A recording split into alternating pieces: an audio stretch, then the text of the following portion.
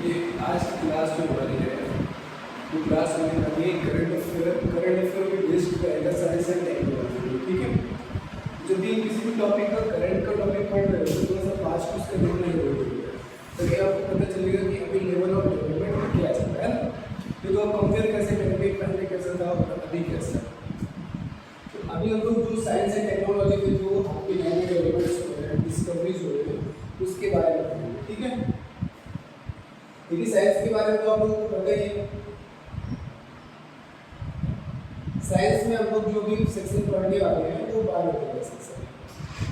ठीक है, बायोलॉजी में जो माइक्रोबायोलॉजी में ढेर सारी डिस्कवरी होती है, डीएनए से रिलेटेड होती है, जीन से रिलेटेड होती है, उन सबको क्लियर कर सकते। ठीक है, सबसे पहले हम बात करते हैं जो बायोलॉजी रहता है, बायोलॉजी के फादर कौन है? फादर ऑफ बायोलॉजी बायोलॉजी के जो फादर हैं वो अरेस्टो। बायोलॉजी की वो साइंस की ब्रांच होती है जिसमें हम लोग लिविंग ऑर्गेनिज्म के बारे में स्टडी करते हैं, जीवित प्राणियों के बारे में स्टडी करते हैं। ठीक है, जो जीवित प्राणी होते हैं आपके वो दो टाइप के होते हैं, एनिमल और प्लांट्स। ठीक है, तो जो अरेस्टो हैं ये बायोलॉजी के तो फादर हैं ही, साथ में जिस ब्रांच में हम लोग एनिमल के बारे में स्टडी करते हैं, जूलॉजी। ठीक है, ये जूलॉजी के भी फादर है, फादर ऑफ जूलॉजी। ठीक है, और देखिए बायोलॉजी की एक सेकंड ब्रांच होती है जिसको आप बॉटनी कहते हो, जिसमें हम लोग प्लांट्स के बारे में स्टडी करते हैं। ठीक है, वनस्पतियों के बारे में अध्ययन करते हैं, उसको बॉटनी कहते हैं। और बॉटनी के जो फादर है वो कौन है? थियोफ्रास्टस। तो यहाँ पर देखिए अगर हम बायोलॉजी की बात करते हैं तो वर्ड बायोलॉजी में हम लोग स्टडी ऑफ एनिमल्स और प्लांट्स दोनों की स्टडी करते हैं। आप ये कह सकते हो जितना भी लिविंग ऑर्गेनिज्म है उसका स्टडी हम लोग बायोलॉजी के अंतर्गत करते हैं। ठीक है, बायोलॉजी की दो ब्रांचेस हैं, एक ब्रांच में हम लोग पर्टिकुलर या इंडिविजुअल एनिमल्स की स्टडी करते हैं जिसको जूलॉजी बोलते हैं। जूलॉजी के फादर कौन है? अरिस्टो। ठीक है, और साथ में बॉटनी के फादर कौन है? थियोफ्रास्टस। ठीक है, साइंस की बात करें या बायोलॉजी की बात करें, बायोलॉजी की स्टार्टिंग कहाँ से हम लोग करते हैं? बेसिकली सेल से करते हैं। ठीक है, और साइंस की स्टडी हम लोग कहाँ से स्टार्ट करते हैं? एटम से स्टार्ट करते हैं। एटम के बारे में सुना होगा फिर सर, है ना, पढ़ भी रखा होगा। बताइए एटम की खोज किसने की? देखिए एटम को सबसे पहले समझाया था, इंट्रोड्यूस किया था ऋषि कराते। ठीक है, इसने ऋषि कराते। ठीक है, तो बहुत पुरानी बात होगी। फिलहाल 1808 में जो सबसे पहले वर्ड बोला जाता है एटम, वो डाल्टन के द्वारा बोला जाता है। ठीक है, मिस्टर डाल्टन ने सबसे पहले प्रोनाउंस किया था वर्ड एटम को। ठीक है, 1808 में। इसके बाद तो एटम में ढेर सारी डिस्कवरी हुई है, रदरफोर्ड नाम से बोली जाती है, और चैडविक, ढेर सारे साइंटिस्ट जुड़ जाते हैं। लेकिन सबसे पहले एटम को डिस्कवर किसने किया था? डाल्टन ने। तो डाल्टन ने बताया कि जब भी आप किसी भी मैटर को पीस बाई पीस काट दो, ठीक है, आप कोई भी पदार्थ ले लो, आप कोई चॉक का पीस ले लो और उसको ब्रेक कर दो। ठीक है, तो लास्ट में वो पार्ट जो अनब्रेकेबल है या फिर जिसको आप फर्दर डिवाइड नहीं कर सकते, उसको और अधिक नहीं तोड़ सकते हो, उसको क्या बोलोगे आप? एटम बोलोगे। ठीक है, ऐसा डाल्टन ने बताया। ठीक है, डाल्टन की डेफिनेशन इन्होंने बताया कि एटम वर्ड का मीनिंग क्या होता है? एटम वर्ड का मीनिंग होता है अनडिविजिबल, इसको और अधिक डिवाइड नहीं किया जा सकता। तो मैटर का वो पार्ट जिसको और अधिक डिवाइड नहीं कर सकते उसको आप क्या बोलोगे? एटम बोलोगे। और ये वर्ड डाल्टन ने 1808 में। ठीक है, लेकिन आप देखिए 1886 में एक कॉन्सेप्ट आता है, 1896। ठीक है, एक कॉन्सेप्ट आता है रेडियो एक्टिविटी।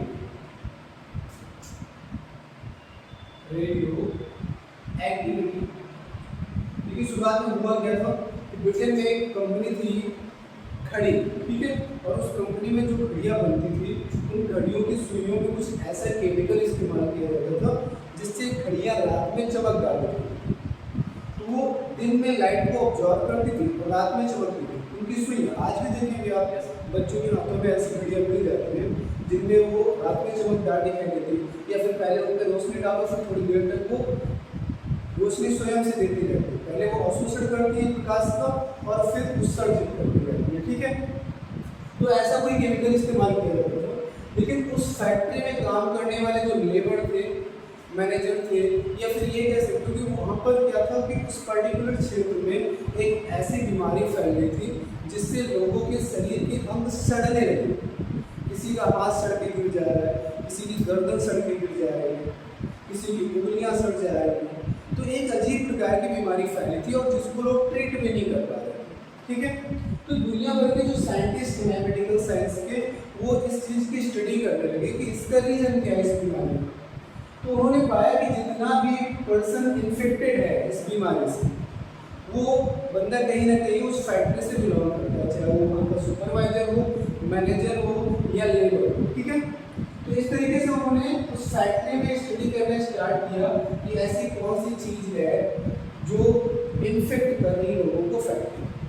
ठीक है, तो उन्होंने पाया कि यहाँ पर एक ऐसा पदार्थ यूज किया जाता है सूर्य पर जो हानिकारक तरंगों का क्या करता है, उत्सर्जन करता है, हार्मफुल वेव्स का इमिशन करता है।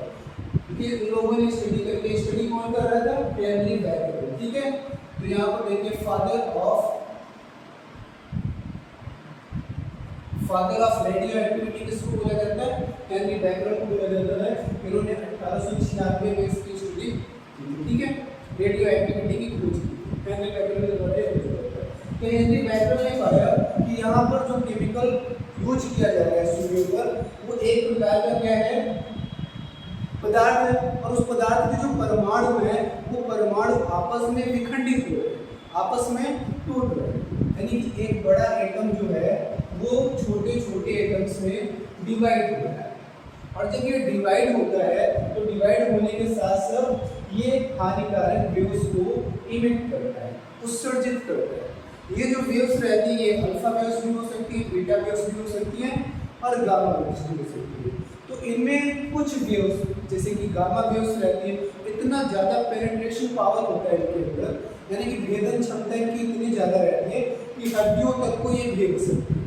ठीक है, तो अगर हम बात करें हड्डियों में, तो उसमें चाहे ऑस्टिन हो या फिर उनका बोन मैरो हो, जब उनको लगातार पेनिट्रेट किया जाता है तो वो चीज़ें क्या हो जाती है, कमजोर हो जाती है।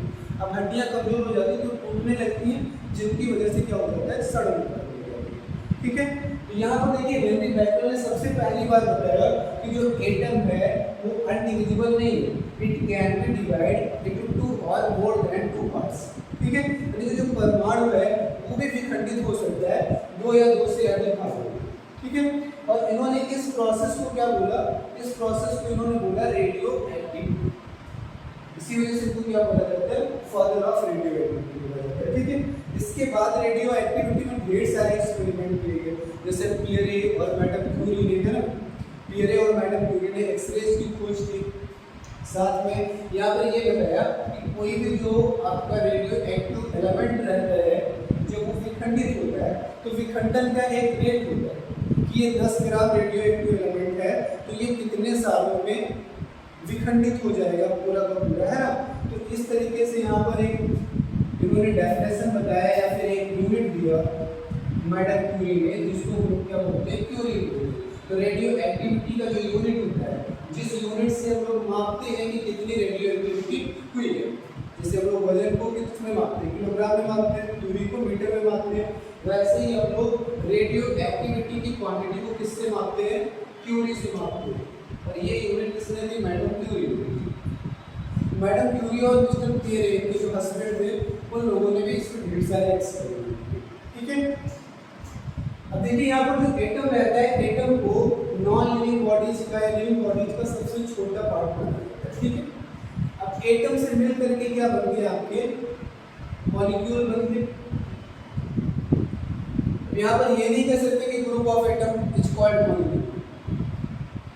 ग्रुप ऑफ एटम नहीं होता मॉलिक्यूल, किसी भी एटम को आपने इकट्ठा कर दिया मॉलिक्यूल बन जाएगा। अगर आपको H2O बनाना है तो यहाँ पर एक अनुपात में भी हाइड्रोजन के कितने एलिमेंट रहेंगे, हाइड्रोजन के 2 एटम रहेंगे और ऑक्सीजन के 2 एटम, एक एटम रहेगा, तभी H2O बनेगा। यानी कि आप ढेर सारा हाइड्रोजन और ढेर सारा ऑक्सीजन मिला दीजिए और H2O बन जाएगा। ठीक है, तो यहाँ पर जो मॉलिक्यूल्स होते हैं, मॉलिक्यूल क्या होते हैं, ग्रुप ऑफ एटम होते हैं, एक स्पेसिफिक रेशियो, एक विशेष अनुपात में जब हम लोग परमाणुओं को जोड़ते हैं तो क्या बन जाता है, मॉलिक्यूल बन जाता है। ठीक है, देखिए ये मॉलिक्यूल जो रहते हैं आपके ऑर्गेनिक मॉलिक्यूल भी हो सकते हैं, इनऑर्गेनिक मॉलिक्यूल्स भी हो सकते हैं। भाई अगर इनमें कहीं पर कार्बन और हाइड्रोजन की बॉन्डिंग दिख रही है तो इसका मतलब ये क्या है आपके ऑर्गेनिक मॉलिक्यूल, अदरवाइज ये क्या है आपके इनऑर्गेनिक मॉलिक्यूल से, ठीक है। तो कंपाउंड्स बनते हैं तो जब भी इनको एक निश्चित टेम्परेचर और निश्चित प्रेशर मिलता है, निश्चित टेम्परेचर और निश्चित प्रेशर मिलता है तो ये रिएक्शंस भी करते हैं, ठीक है। जब निश्चित टेम्परेचर और निश्चित प्रेशर मिलेगा तो ये रिएक्शन करेंगे और रिएक्शन करके क्या बनाएंगे, पॉलीमर्स बनाते हैं, ठीक है। और उन्हीं ऑर्गेनिक कंपाउंड्स में कुछ पॉलीमर ऐसे बन गए जिनको आज के टाइम में हम लोग क्या कहते हैं, डीएनए कहते हैं, ठीक है। तो इन्हीं मॉलिक्यूल्स के पॉलीमर्स से ऑर्गेनिक मॉलिक्यूल्स थे कुछ और उनके को पॉलीमर्स बने और उनसे क्या बना आपका डीएनए बना। इसको हम लोग बहुत स्पेसिफिक तरीके से पढ़ेंगे, बहुत स्पेशल पढ़ेंगे डीएनए का पार्ट जो रहता है। फिलहाल यहाँ पर देखिए, फिर इन्होंने बताया कि जब डीएनए कवर्ड हो जाता है, एक डीएनए का जो पॉलीमर रहता है अगर ये कवर्ड हो जाता है तो ये क्या बन जाता है, एक लिविंग ऑर्गेनिज्म बन जाता है, ठीक है। कवर्ड डीएनए क्या बन जाता है, लिविंग ऑर्गेनिज्म बन जाता है और उसको हम लोग क्या कहने लगते हैं, सेल कहने लगते हैं। यानी कि मॉलिक्यूल से ही किसका निर्माण हुआ है, सेल का निर्माण हुआ। तो डीएनए यहाँ पर लेकर हम लोग क्या लेते हैं, सेल लेते हैं। तो एक्चुअल में बायोलॉजी को हम लोग यही से स्टार्ट करते हैं क्योंकि सेल क्या होती है, किसी भी लिविंग ऑर्गेनिज्म की सबसे छोटी यूनिट होती है ना। जैसे कि मैंने बताया किसी भी मैटर को आप पीस बाय पीस डिवाइड करते जाओगे तो उसका जो स्मॉलेस्ट पार्ट होता है उसको हम क्या बोलते हैं, एटम बोलते हैं। वैसे ही जब लिविंग ऑर्गेनिज्म को आप डिवाइड करते जाओगे तो जो स्मॉलेस्ट यूनिट होगा वो क्या होगा, आपका सेल होगा। क्लियर? अब यहाँ पर देखिए जो सेल है, सेल को सबसे पहले कब डिस्कवर किया गया था, तो 1665 में। कोशिका की खोज किसने की, रॉबर्ट हुक ने की। चलिए ये तो याद है कम से कम। 1665 में रॉबर्ट हुक ने क्या किया, कोशिका की खोज की, ठीक है। एक्चुअली इन्होंने देखा कि जो एस के आकार का मुड़ा हुआ कार्क सेक्शन होता है, कार्क मतलब क्या होता है, एक टेस्ट ट्यूब को एस के आकार में इन्होंने मोड़ा होगा, कोई एक्सपेरिमेंट कर रहे होंगे तो जहां से यहाँ पर इस कार्क को मोड़ा गया तो यहाँ पर क्या हो जाते हैं, चमकदार रेशे उत्पन्न हो जाते हैं। ये जो मोड़ रहते हैं यहाँ पर क्या हो जाते हैं, चमकदार रेशे उत्पन्न हो जाते हैं, ठीक है। अब कांच को अगर आप मोड़ देते हो गर्म करके तो रेशे उत्पन्न हो जाते हैं। इन रेशों में इन्होंने पाया कि ये रेशे जो है जैसे हनी कम होता है, मधुमक्खी का छत्ता होता है, बिल्कुल वैसे ही यहाँ पर इनको स्ट्रक्चर दिखे, ठीक है। हनी कम लाइक स्ट्रक्चर इनको वहां पर दिखाई दिए, मधुमक्खी के छत्ते के आकार के इनको वहां की संरचना दिखाई, ठीक है। एसी ऑन तो वालों जा करके बाहर से ऑन कर देगा, ठीक है। अभी आप देखो ये जो स्ट्रक्चर है आपके एकदम हनी कम जैसे है, इस तरीके से है ना। तो इन्होंने यहाँ पर पाया कि ये जो हनीकॉम्ब लाइक स्ट्रक्चर है ये एकदम किसी घर के कमरे जैसे होते हैं, यानी कि वो कमरे जिनमें विंडो ना लगी हो, ठीक है।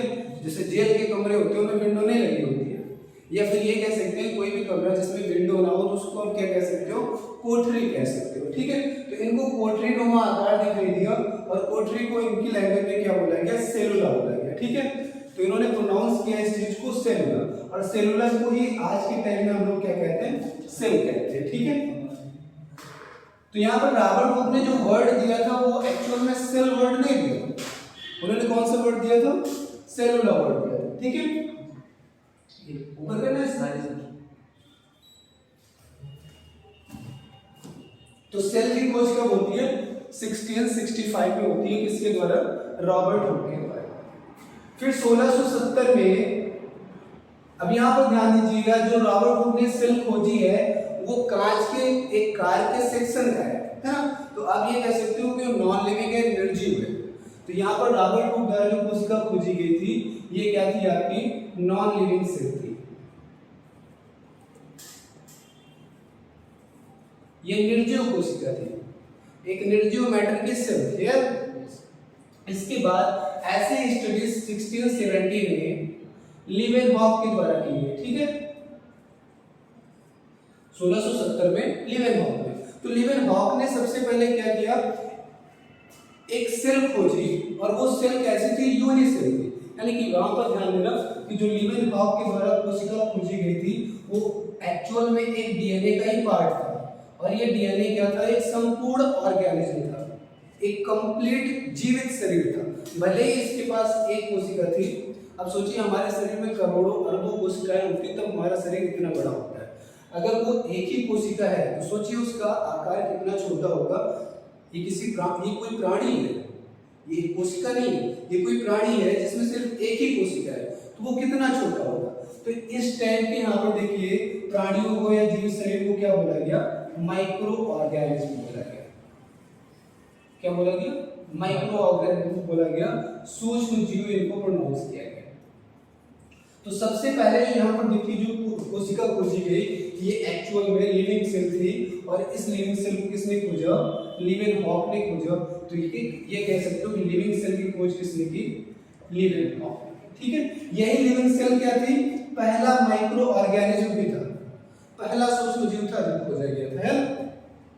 इसीलिए लीवेनहॉक को क्या बोलते हैं, फादर ऑफ माइक्रो ऑर्गेनिज्म बोलते हैं, यानी कि जो सूक्ष्म जीव विज्ञान है उसके पितामह कौन है, लीवेनहॉक है। और यही जो आपका यूनिसेल है इसी को क्या बोला जाता है, बैक्टीरिया भी बोला जाता है। एकल कोशिकीय जीवों को क्या बोला जाता है, बैक्टीरिया बोला जाता है। तो यहाँ पर देखिए बैक्टीरिया की भी खोज किसने की, बैक्टीरिया की खोज भी लीवेनहॉक ने की, और फादर ऑफ माइक्रो बायोलॉजी भी किसको बोला जाता है, लीवेनहॉक को बोला जाता है। ठीक है, सूक्ष्म जीव विज्ञान का पितामह बोला जाता है, और साथ में क्या बोला जाता है कि इन्होंने बैक्टीरिया की खोज की और पहली जीवित कोशिका की खोज की। ठीक है, तो 1665 में रॉबर्ट हुक जी है और उन्होंने नॉन लिविंग सेल की खोज की। एक टेबल बना लेते हैं। 1665 में रॉबर्ट हुक के द्वारा नॉन लिविंग सेल खोजी गई, और 1670 में लीवेनहॉक के द्वारा लिविंग सेल की खोज हुई। देखिए सेल से ही बायोलॉजी स्टार्ट होता है। ठीक है, ये जो पोर्शन है आपको मॉलिक्यूल, एटम या प्रीमोलर एटम्स, ये आपके फिजिक्स से केमिस्ट्री के सेक्शन में पढ़ते हैं हम लोग, है ना। फिजिक्स में भी पढ़ते हैं और केमिस्ट्री में भी पढ़ते हैं। बायोलॉजी आपकी यहीं से स्टार्ट होती है। तो पहले हम लोग बायोलॉजी की, जैसे कि सेल में कोई डिस्कवरी हुई है, कोई नई खोज हुई है, या डीएनए से रिलेटेड या माइक्रो जो आपके ऑर्गेनिज्म रहते हैं उनमें कोई डिफरेंट टाइप का ऑर्गेनिज्म खोजा गया है, तो उसको जानने से पहले हमको उसका बेसिक जानना जरूरी है। तो 1670 में लीवेनहॉक के द्वारा लिविंग सेल खोजी गई। इन्हीं को क्या बोला गया, फादर ऑफ माइक्रोबायोलॉजी बोला गया, और इन्होंने ही बैक्टीरिया की खोज की। फिर आया 1671 का टाइम, और 1671 में जो सेल खोजी गई थी लीवेनहॉक के द्वारा उसका सबसे पहले क्या किया गया, अध्ययन किया गया। ठीक है, स्टडी ऑफ सेल। अब ये स्टडी ऑफ सेल किसके द्वारा की गई थी, मालपीकी के द्वारा की गई थी। मालपीकी ने क्या किया था, सर्वप्रथम कोशिका का अध्ययन किया था। संपूर्ण अध्ययन नहीं कह सकते, ठीक है, अध्ययन करना किसी चीज पर और सिद्धांत देना दोनों अलग चीजें होती है। ठीक है, आपका किताब पढ़ना और किताब पढ़ के आप अपनी किताब छपवाना वो अलग चीज होती है। आपने किसी भी किताब को पढ़ लिया तो वो क्या है, आपका अध्ययन। अगर वो किताब पढ़ा और आपने अपने पास से कुछ जोड़ दिया और उसको एक बढ़िया सीक्वेंस में लिख दिया तो वो क्या हो जाएगा, आपका सिद्धांत हो जाएगा, अगर वो रिटेन में है तो। है यहाँ पे मालपीकी के द्वारा क्या किया गया, अध्ययन किया गया 1671 में। फिर देखिए यहाँ पर ये जो कॉन्सेप्ट चल रहे हैं ये बहुत पुराने कॉन्सेप्ट्स हैं, 1670 की बात हो रही है, और 1670 में साइंस इतना बेहतर नहीं था।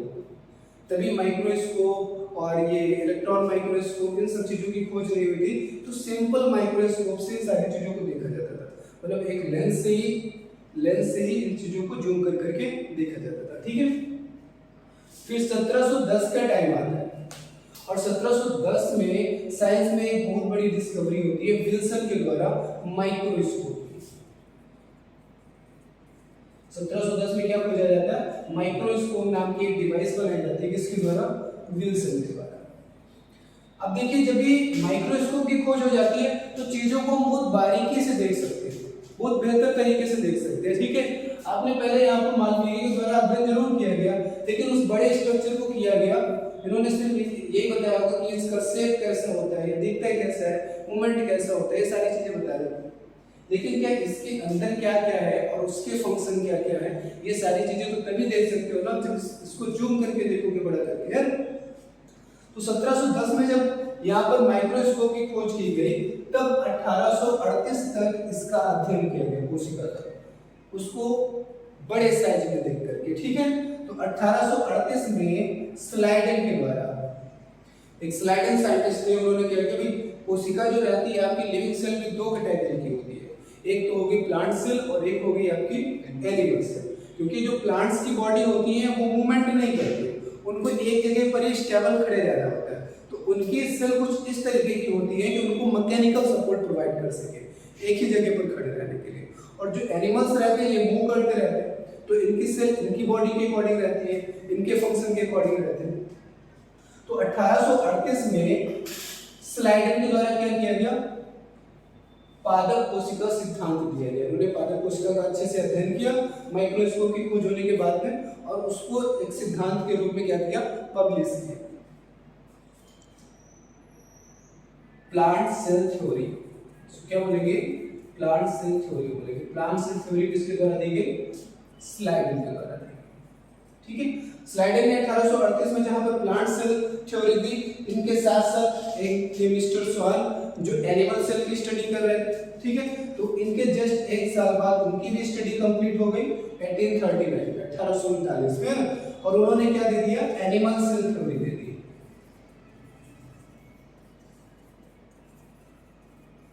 देखिए यहाँ पर जो पादप कोशिका सिद्धांत है वो स्लाइडेन के द्वारा दिया गया, और जो एनिमल सेल थ्योरी है यानी कि जंतु कोशिका सिद्धांत है वो किसके द्वारा दिया गया, स्वान के द्वारा दिया गया। तो इन दोनों ने जब सिद्धांत दिया तो एकदम ये स्टडी कर चुके थे कि सेल होती क्या है, इसके शेप क्या होते हैं, इसके फंक्शन क्या होते हैं, इसके अंदर इसके ऑर्गेनेल्स यानी कि कोशिका के और छोटे छोटे अंग क्या होते हैं, इन सारी चीजों की स्टडी हो चुकी है। तो इन्होंने पाया कि जो प्लांट सेल होता है और जो एनिमल सेल होता है इसमें बहुत सी चीजें क्या होती है, कॉमन होती है। तो क्यों ना एक कॉमन थ्योरी दी जाए दोनों की, प्लांट सेल थ्योरी और एनिमल सेल थ्योरी दोनों अलग अलग पढ़ने से बेहतर है। जब बेसिक चीजें सब कॉमन ही है, एक दो चीजें ही अलग अलग है, तो क्यों ना इसकी कॉमन सेल थ्योरी दी जाए, ठीक है। तभी 1840 में क्या किया गया, इसको कंबाइन कर दिया गया और स्लाइडेन और स्वान के नाम से इसको पब्लिश किया गया, स्लाइडेन और स्वान। और इसको क्या बोला गया, ना एनिमल सेल थ्योरी बोला जा रहा है इसको, ना इसको प्लांट सेल थ्योरी बोला जा रहा है, इसको क्या बोला जा रहा है, अब सिर्फ सेल थ्योरी बोला जा रहा है, कोशिका सिद्धांत, ठीक है, सेल थ्योरी। अब देखिए जब यहाँ पर कोशिका सिद्धांत हो गया तो यहाँ पर कोशिका से संबंधित जितना अध्ययन था इस लेवल पे, उस समय जितना भी अध्ययन लोग कर सकते थे उन्होंने किया और कोशिका को समझाया बेहतर तरीके से कि कोशिका होती क्या है, इसके फंक्शन क्या होते हैं और इसके छोटे छोटे अंग क्या है ना।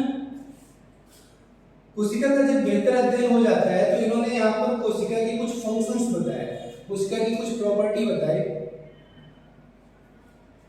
इन्होंने कोशिका को समझाया कि किसी भी सजीव की जो सबसे छोटी इकाई होती है वो क्या होती है, कोशिका होती है। जो कोशिका का मुख्य कार्य होता है वो किसी भी ऑर्गेनिज को स्ट्रक्चर प्रोवाइड करना होता है और साथ साथ में स्ट्रक्चर के साथ साथ में ये कुछ फंक्शन भी करती है, ठीक है। तो इनकी पहली पोस्टुलेट क्या थी, सेल इज स्ट्रक्चरल, मतलब ये क्या करती है, स्ट्रक्चर प्रोवाइड करती है and functional unit of an organism, किसी भी जीवित शरीर का ये स्ट्रक्चर प्रोवाइड करता है और कुछ ये फंक्शन भी करता है। Cell is a structural and functional unit of an organism, ठीक है। तो ये हो गया इनका पहला पोस्टुलेट। उन्होंने बताया कि किसी भी जीवित शरीर की जो संरचना होती है उस संरचना का निर्माण कौन करता है, कोशिकाएं करती हैं और साथ साथ में कोशिकाओं के कुछ और कार्य भी होते हैं जो उनके द्वारा किए जाते हैं, ठीक है। अब यहाँ पर ध्यान देना कि स्ट्रक्चरल यूनिट्स में हम लोग ज्यादातर स्केलेटल सिस्टम में बोन्स को पढ़ते हैं कि बोन्स क्या करती है, बॉडी का स्ट्रक्चर बनाती है। लेकिन देखेंगे जितनी भी पॉपुलेशन है, सभी पॉपुलेशन है, जितने भी ह्यूमन बींग्स हैं, सब में हड्डियों की संख्या कितनी होती है, 206 होती है। अगर वही स्ट्रक्चर प्रोवाइड कर रहा है तो जब हड्डियों की संख्या सभी में सेम है तो सबका स्ट्रक्चर भी सेम होना चाहिए, सब एक जैसे दिखने चाहिए। जो अंदर का स्ट्रक्चर होता है वो कौन बनाता है? स्केलेटल सिस्टम बनाता है। वो सिर्फ उतना स्ट्रक्चर बनाता है जिससे मैकेनिकल सपोर्ट, मैकेनिकल सपोर्ट जितना बनाता है वो स्ट्रक्चर। बाकी उस पे जो गठन होती है, चेहरों की गठन होती है, लोग डिफरेंट डिफरेंट टाइप के दिखते हैं, वो स्ट्रक्चर किसके द्वारा बनाया जाता है? सेल्स के द्वारा बनाया जाता है। ठीक है। इवन जो बोन भी होते हैं, बोन भी किसके बने होते हैं? सेल के बने होते हैं ना, उनका भी स्ट्रक्चर कौन बनाता है? सेल बनाता है। अब यहाँ देखिए, जब इसको बताया गया कि कुछ फंक्शन भी करता है तो फंक्शन भी बताने पड़ेंगे, इसके फंक्शन क्या रहते हैं। तो फंक्शन में इसका सबसे पहला फंक्शन बताया गया metabolic reaction of, metabolic reaction, metabolic reaction ही लिख लेते हैं, ऑफ एन ऑर्गेनिज्म लिखना बार बार जरूरी नहीं है ना।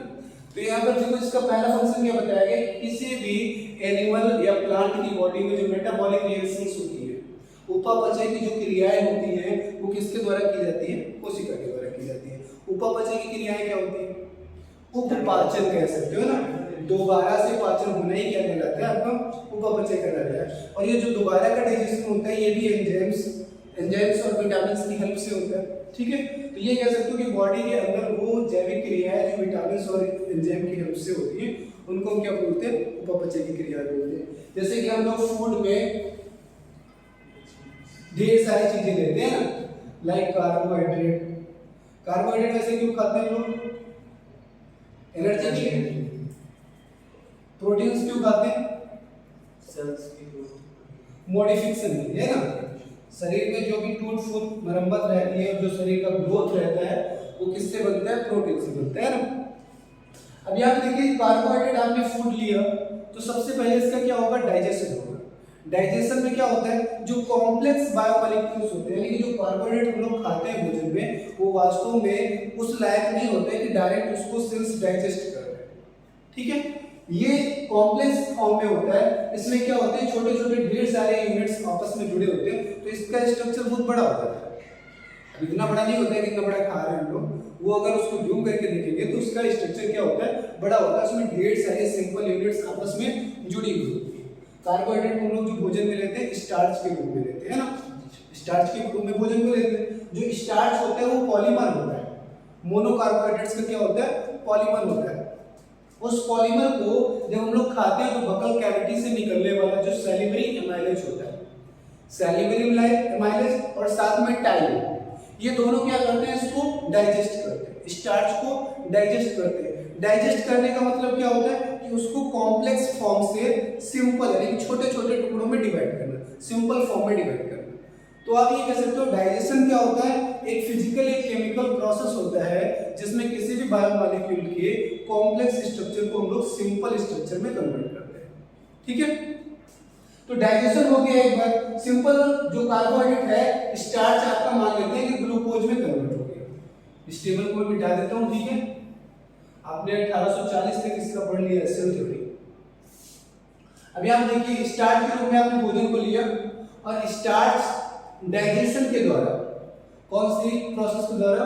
डाइजेशन के द्वारा किसमें कन्वर्ट हो गया? सिंपल कार्बोहाइड्रेट में कन्वर्ट हो गया। और सिंपल कार्बोहाइड्रेट हम एक मान लेते हैं ग्लूकोज।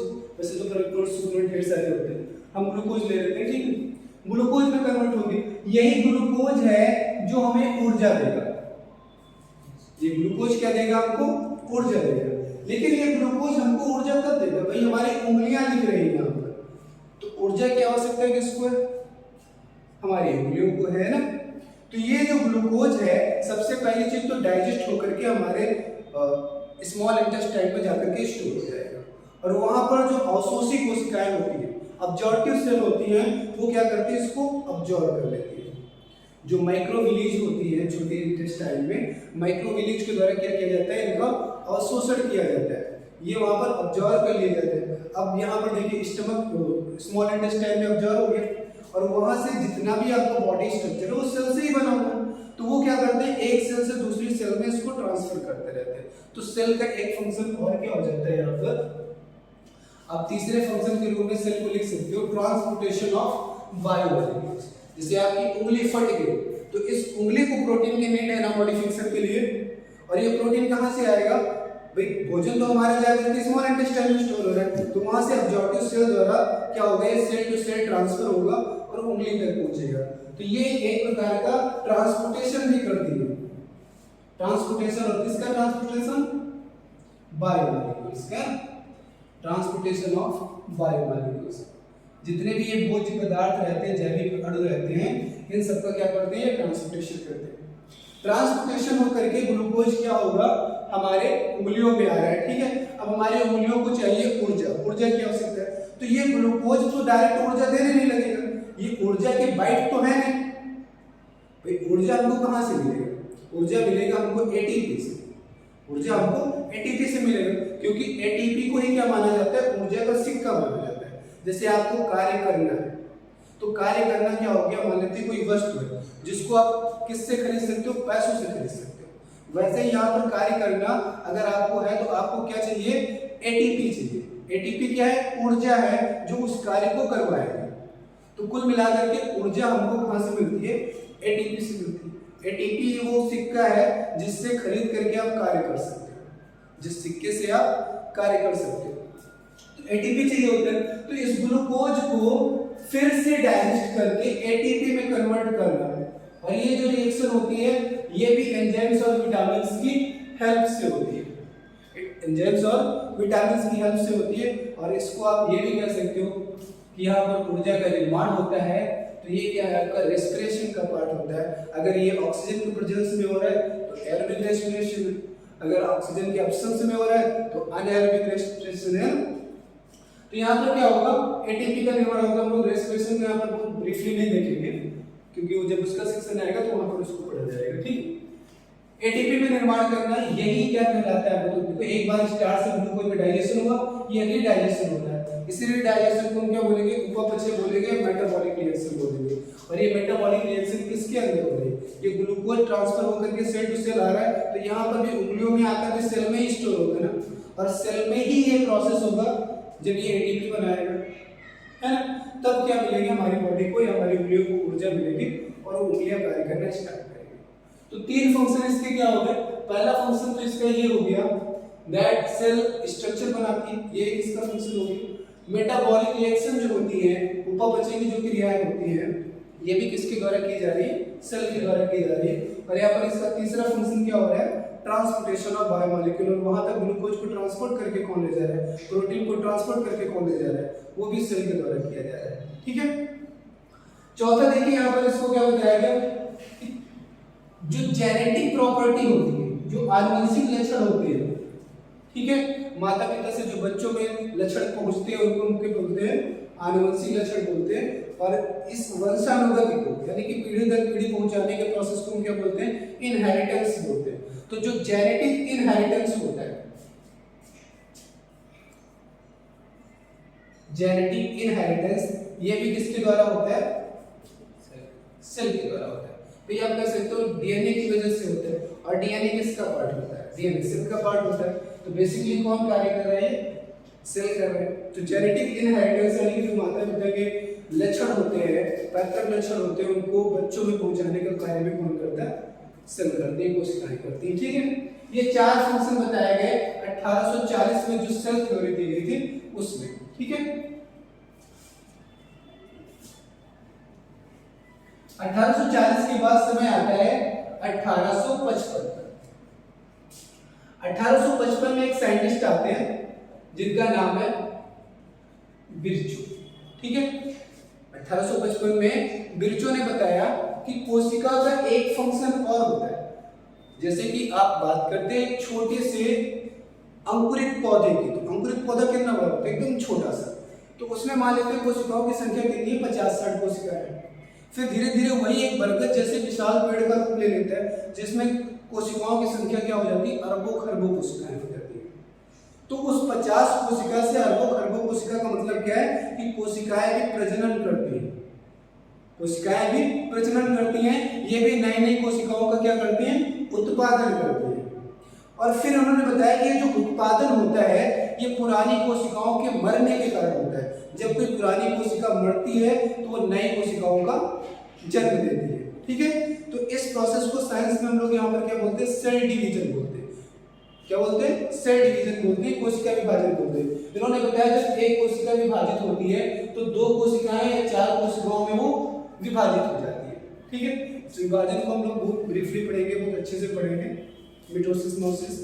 लेकिन अभी हम लोग देख रहे हैं सिर्फ कॉन्सेप्ट्स कौन कौन से आएंगे इसमें, उसके बाद हम लोग नेक्स्ट क्लास में उसको पढ़ेंगे अच्छे से। ठीक है, तो यहाँ पर देखिए बिरचो ने सबसे पहले क्या बताया, बिरचो ने बताया कि कोशिका का एक फंक्शन और होता है रिप्रोडक्शन ऑफ न्यू सेल्स, है ना। यहाँ पर पांचवा फंक्शन क्या है हो गया, reproduction of new cell by cell division. ये किसके द्वारा होता है रिप्रोडक्शन, सेल डिवीजन के द्वारा होता है, cell division of parent cell, यानी कि उनकी जो पुरानी कोशिकाएं रहती है, पैतृक कोशिकाएं रहती हैं, उन कोशिकाओं के कोशिका विभाजन द्वारा क्या बनती है, नई कोशिकाओं का निर्माण होता है, जन्म होता है। ठीक है, जब ये पांचवी पोस्टुलेट इसमें ऐड कर दी गई, पांचवी पोस्टुलेट इसमें ऐड कर दी गई, तो चार पोस्टुलेट पहले थे, जिसको क्या बोला जाता था, सेल थ्योरी बोला जाता था। ये कब दी गई थी, 1840 में दी गई थी, किसके द्वारा, स्लाइडेन और स्वान के द्वारा, है ना। और इसको हम लोग क्या बोलते थे, सेल थ्योरी बोलते थे।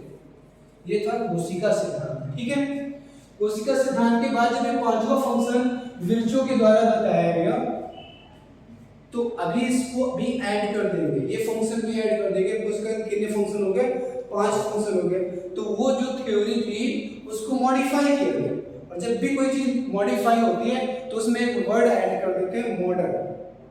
क्या वर्ड ऐड कर देंगे, मॉडर्न। तो बिरचो के द्वारा क्या दिया गया, मॉडर्न सेल थ्योरी दी गई, आधुनिक कोशिका सिद्धांत दिया गया।